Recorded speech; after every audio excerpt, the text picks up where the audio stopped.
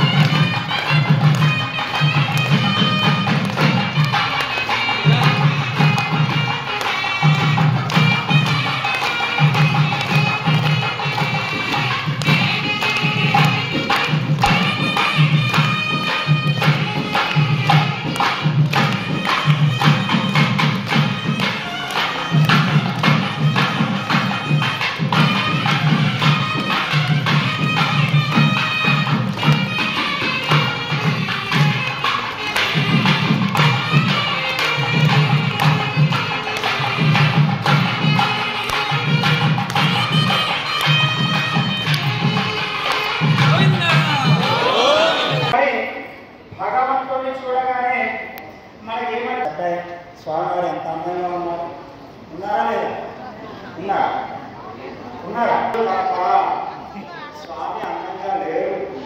నిన్నటి రోజునే తిరుగులేసిన వైభవం గురించి విన్నారు మీరు అందరూ. మరలా అందంగా ఉన్నారు మా స్వామిని చెబుతున్నారు. ఎలా ఉన్నారో చూడండి ఆ స్వామి. మీకు అలా కనబడుతున్నారు. రోజు మీకు అందంగా ఉండాలి. ఎలా ఉండాలి? ఆ అమ్మని ఎలా వర్ణించండి స్వామి.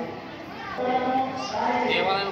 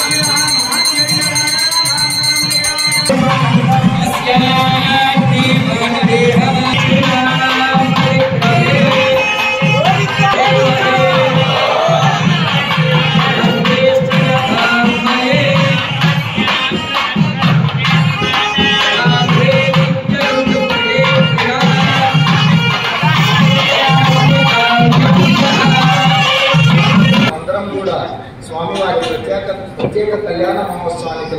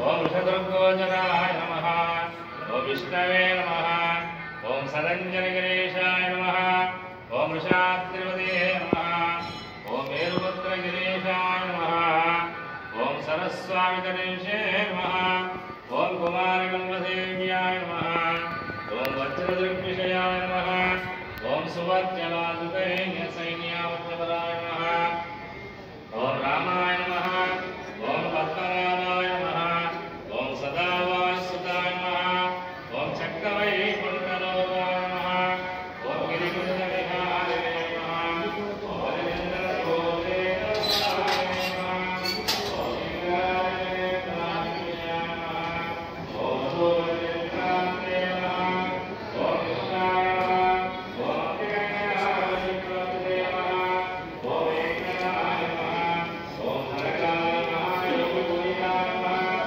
ఓం మాయావూర్ణమాయ నమః ఓం సత్యవాన్య నమః ఓం అనంతజలదే నమః ఓం అనంతాక్షాయ నమః ఓం అనంతజనాయ నమః ఓం శ్రీజయాయ నమః ఓం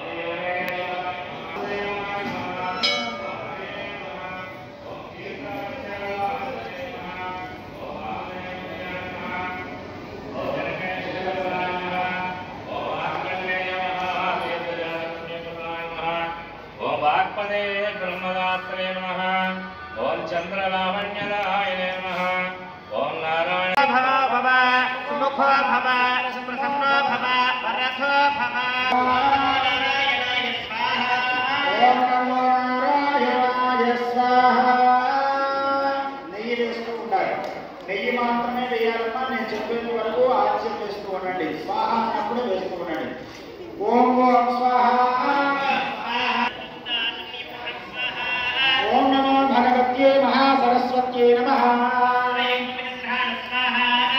ఓం నమో భగవత్యే మహాసరస్వత్యే నమః. ఓం నమో భగవత్యే మహాసరస్వత్యే నమః. మహాసరస్వత్యే నమః. ఓం నమో భగవత్యే మహాసరస్వత్యే నమః. మహాసరస్వత్యే నమః. ఓం నమో భగవత్యే మహాసరస్వత్యే నమః. ఓం నమో భగవత్యే మహాసరస్వత్యే నమః.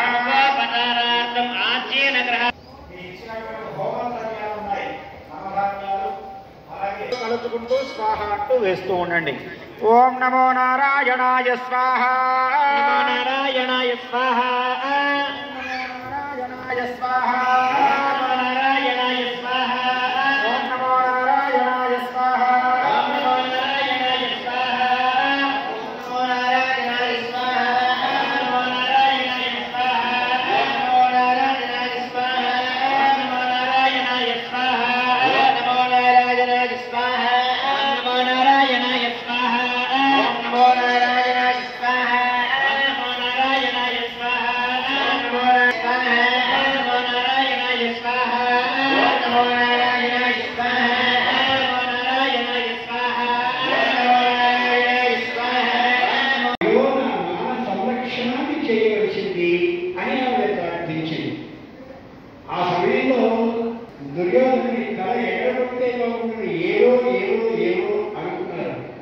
కానీ ప్రియం వెంకటేశ ప్రియక్ష విడిపోతున్నటువంటి వస్త్రాలు ఏవైతే ఉన్నాయో, తొలగిపోతున్న వస్త్రాలు ఏమున్నాయో ఆ వస్త్రాన్ని మాత్రమే విస్మరించాడు తప్ప ధృతరాష్ట్రుడిని తనకి ఏమో దుర్యోధనుడిని కోరుకోకపోయినప్పటికీ కూడా అనుగ్రహిస్తాడనే యథార్థాన్ని ఈ 4 పాదాల శ్లోకం ద్వారా మనం అడగకపోవడమే మన కోరికగా అనుకోవాలి.